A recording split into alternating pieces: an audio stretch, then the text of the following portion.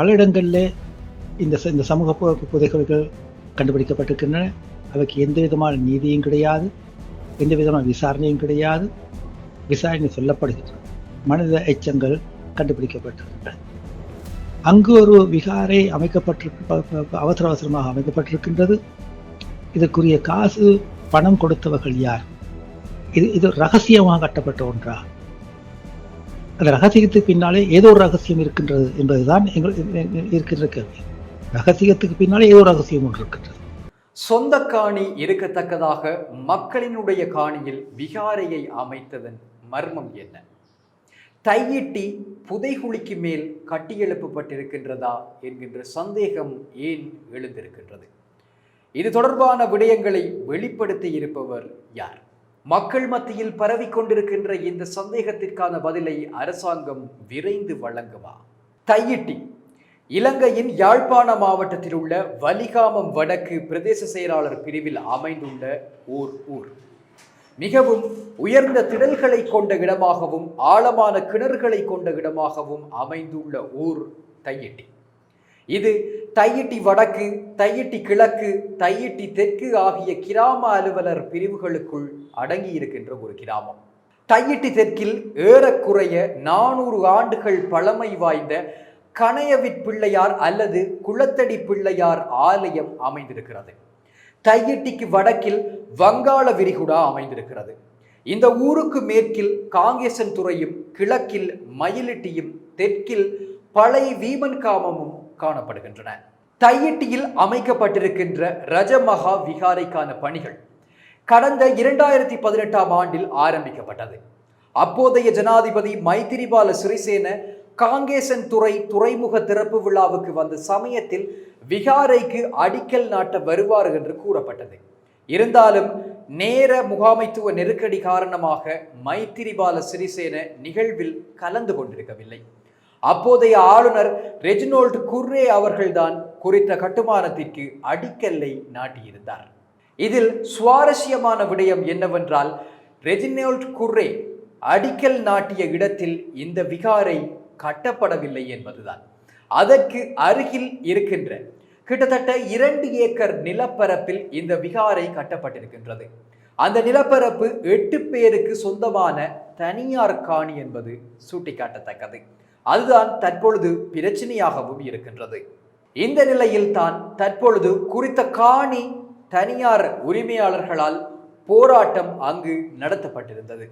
அதனை அடுத்து சூடு பிடித்த இந்த விவகாரம் இப்பொழுது ஒரு பெரும் சந்தேகத்தை கிளப்பியிருக்கிறது. சமூக புதைகுழியொன்றினை மறைக்கும் முகமாக தையிட்டி விகாரை கட்டப்பட்டுள்ளதா என சந்தேகம் இருப்பதாக சமூக நீதிக்கான செயற்பாட்டாளரும் அரசியல் கைதிகளை விடுதலை செய்வதற்கான தேசிய அமைப்பின் இணைப்பாளருமான அருட்தந்தை மா சக்திவேல் கேள்வி எழுப்பியிருக்கின்றார். இது தொடர்பாக அவரால் வெளியிடப்பட்ட ஊடக அறிக்கையில் தான் இவ்வாறு அவர் சந்தேகத்தை வெளிப்படுத்தி இருக்கின்றார்.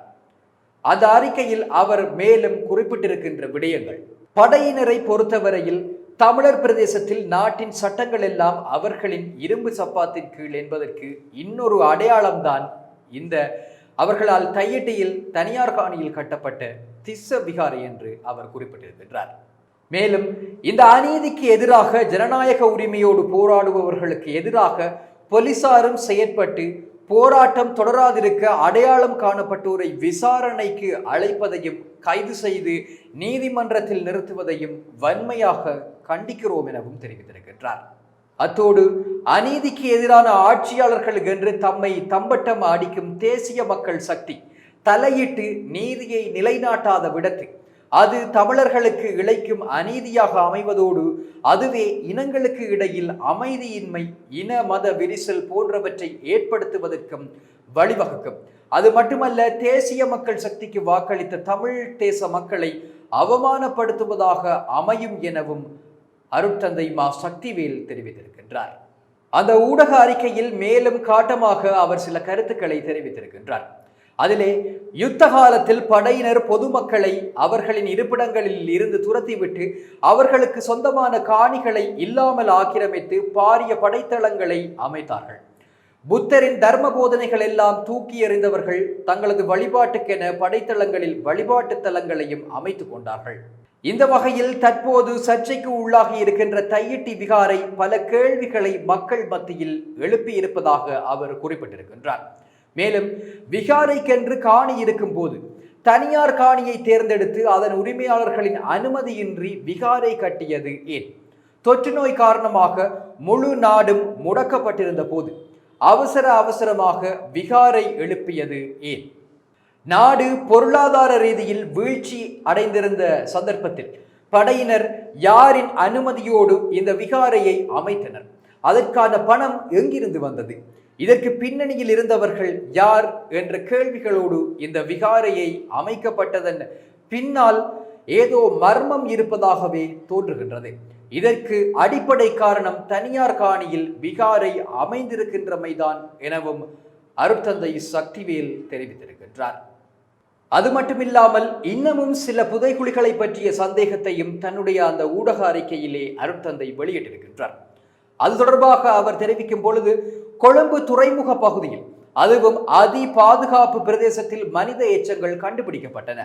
அண்மையில் செம்மணியில் மின்சார தகன மேடை அமைப்பதற்கான வேலைகள் முன்னெடுக்கப்பட்ட போது மனித எச்சங்கள் வெளிவந்ததாக கூறப்படுகிறது.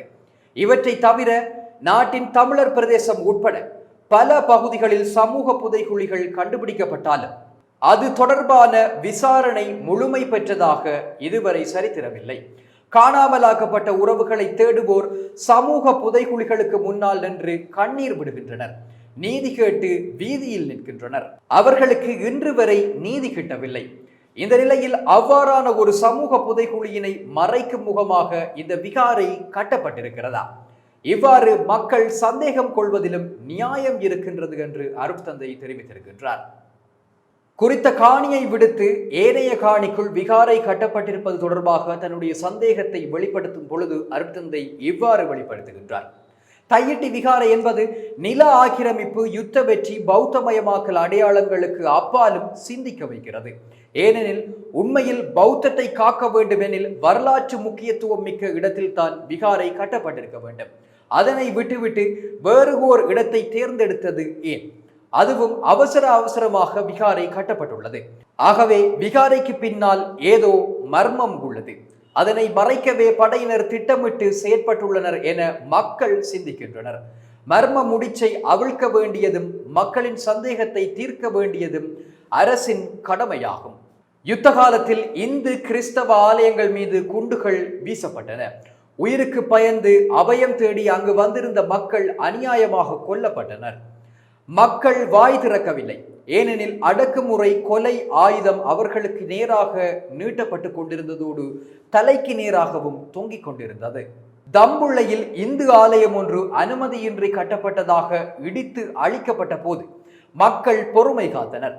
ஆனால் திஸ்ஸ விகாரை என்பது சிங்கள பௌத்த பேரினவாதம் தம் தலையில் காலை வைத்து விதைத்திருப்பதன் அடையாளமாகவே மக்கள் உணர்கின்றனர்.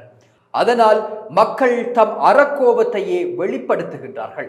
இதனை ஆட்சியாளர்கள் விளங்கிக் கொள்ள வேண்டும் எனவும் அருட்தந்தை மா சக்திவேல் அந்த அறிக்கையிலே குறிப்பிட்டிருக்கின்றார். அது மட்டுமில்லாமல் முக்கியமான ஒரு விடயத்தையும் அருட்தந்தை குறிப்பிட்டிருக்கின்றார். இங்கு விகாரை பிரச்சனை என்பது சமயம் சார்ந்த, பக்தி சார்ந்த பிரச்சனை அல்ல. இது தமிழ் மக்களின் அரசியலோடு தொடர்புடையது. அதனாலேயே போலி சிங்கள தேசியவாதிகளும் சிங்கள பௌத்த அரசியல்வாதிகளும் கூக்குரலிடுகின்றனர். தமிழர்களின் அரசியல் வீழ்த்தப்பட்டதன் அடையாளமாகவே விகாரை அமைந்துள்ளது. இதனை ஏற்க முடியாது. எனவே சமூக புதைகுழி விகாரைக்குள் இருக்கலாமோ என்கின்ற சாதாரண சந்தேகத்தினை தீர்க்க வேண்டியது ஆட்சியாளரின் கடமை. அதுபோன்று நீதியை நிலைநாட்ட வேண்டியதும் அவர்களின் பொறுப்பாகும். இதற்கான அழுத்தத்தினை வழங்குவதற்கு தமிழ் தேசத்தின் அனைத்து நாடாளுமன்ற உறுப்பினர்களும் அரசாங்க கட்சியினர் உட்பட அனைவரும் ஒன்றிணைந்து குரல் எழுப்ப வேண்டும், மக்களோடு பயணிக்க வேண்டும். இதுவே இன்றைய தேவை. அதுவே மக்களுக்கான அரசியல் கௌரவமாகவும் நீதிக்கான பயணமாகவும் அமையும் என்று அருட்தந்தை மா சக்திவேல் தெரிவித்திருந்தார். இந்த விடயம் குறித்து அருட்தந்தை மா சக்திவேல் எமது ஊடகத்திற்கு பிரத்யேகமாக கருத்து தெரிவித்த போது, என்னை பொறுத்தளவில் வடகிழக்கு பிரதேசங்களில் சமூக புதகுகள் ஆங்காங்கே இருக்கின்றன என்பது எங்களுக்கு பொதுவாக மக்களுக்கு சந்தேகம் இருக்கின்றது. எங்கெங்கெல்லாம் அந்த இராணுவ முகாம்கள் இருக்கின்றதோ அங்கெல்லாம் இருக்கலாம் என்று சந்தேகம் இருக்கின்றது. இந்த பின்னணியிலே இப்போது தையிட்டி விகாரை கட்டப்பட்டிருக்கின்ற இடம் அது சட்டவிரோதமான ஒரு இடம். அது தனியார் காணிக்கு சொந்தமான ஒரு இடம், தனியாருக்கு சொந்தமான இடம். அங்கு ஏற்கனவே விகாரைக்கென்று ஒரு காணி இருக்கின்றது. அந்த காணி 1946 விகாரைக்கென்று ஒதுக்கப்பட்டதாக கூறப்படுகின்றது. அந்த காணியும் இராணுவ கட்டுப்பாட்டுக்குள்ளே தான் இருந்தது. எனவே உண்மையாக பௌத்தத்திலே அக்கறை கொண்டவர்கள் என்றால், வரலாற்றிலே ஆர்வம் கொண்டவர்கள் என்றால், அந்த பௌத்தத்தையும் வரலாற்றையும் இணைக்கின்ற அல்லது பாதுகாக்க வேண்டிய ஒரு இடம் அதுக்கென்று இருக்கின்ற காணி மட்டும்தான். அந்த காணியை தவிர்த்து புதிதாக ஒரு இடத்திலே இவர்கள் அவசரமாக கட்டுகின்றார் என்றால், அதுவும் சட்டவிரோதமாக எந்த விதமான சட்டங்களையும் இவர்கள் கருத்தில் கொள்ளாது தாங்கள் இராணுவம் தான் நினைத்த இதை செய்ய முடியும் என்ற நோக்கத்தோடு தான் இது கட்டப்பட்டிருக்கிறது என்றால், ஏன் அவசரமாக கட்டினார்கள்? கட்ட வேண்டிய தேவை இருந்தது என்ன? அங்கு ஒரு பௌத்தர்களே இல்லாத ஒரு பிரதேசம். இப்போது எங்களுக்கு தெரியும், அவங்க பௌத்தர்கள் அந்த பிரதேசத்துக்கு போய தினத்திலே இறக்குமதி செய்யப்படுகின்றார்கள் தவிர பக்தர்கள் கிடையாது. இந்த சூழ்நிலையில அங்கு ஒரு விகாரை அவசரமாக அமைக்கப்பட்டிருக்கின்றது. இதற்குரிய காசு பணம் கொடுத்தவர்கள் யார்? இந்த இராணுவத்தினர் அங்கே இருப்பது பௌத்தத்தை பாதுகாக்கவோ அல்லது வரலாற்றை பாதுகாப்பதற்கோ அல்ல, மக்களுடைய பாதுகாப்புக்காக. ஆனால் இராணுவம் என்பது மக்களுடைய பாதுகாப்புக்குரிய ஒன்றாக இல்லை. எனவே ஒரு கொலை இராணுவம் தான் இந்த நாட்டில் இருக்கின்றது. இனப்படுகொலை செய்த இராணுவம் என்பது எங்களுக்கு தெரியும். இந்த நிலையிலே அங்கு கட்டப்பட்ட விகாரை ஒரு தனியார் காணி, எந்த விதமான காணி உரிமையாளர்களுக்கு எதுவும் அறிவிக்கப்படவில்லை. அதே போன்று பிரதேச செயலகங்களுக்கு அறிவிக்கப்படவில்லை, எங்குமே அறிவிக்கவில்லை. எனவே இது ரகசியமாக கட்டப்பட்ட ஒன்றா? அந்த ரகசியத்துக்கு பின்னாலே ஏதோ ஒரு ரகசியம் இருக்கின்றது என்பதுதான் இருக்கின்ற கேள்வி. ரகசியத்துக்கு பின்னாலே ஏதோ ஒரு ரகசியம் ஒன்று இருக்கின்றது. அந்த ரகசியம் வெளியில தெரியக்கூடாத நோக்கத்துக்காக கட்டப்பட்டிருக்கலாம் என்பதுதான் எங்களுடைய சந்தேகம். இது பலருடைய சந்தேகத்தை நான் வெளில கொண்டு வந்திருக்கேன், இவ்வளவுதான். பலருடைய சந்தேகம். எனவே சிலருக்கு சந்தேகத்தை வெளிச்சொல்ல முடியாது. அந்த நிலையில இந்த சந்தேகத்தை தீர்க்க வேண்டிய பொறுப்பு அரசாங்கத்துக்கு இருக்கின்றது.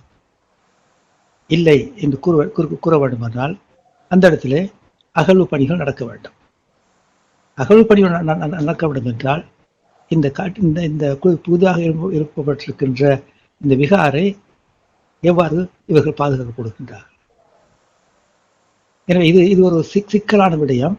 இதன் மூலம் அரசாங்கம் எதிர்பார்க்கின்றது, இந்த விகாரையை அமைப்பதன் மூலம் பௌத்த மக்களுடைய அபிமானத்தை பெற்று அவர்களுடைய பாதுகாப்போடு அந்த இடத்தை தம்முடைய நோக்கத்தை நிறைவேற்றுவது நோக்கம் என்பது என்னுடைய சந்தேகம்.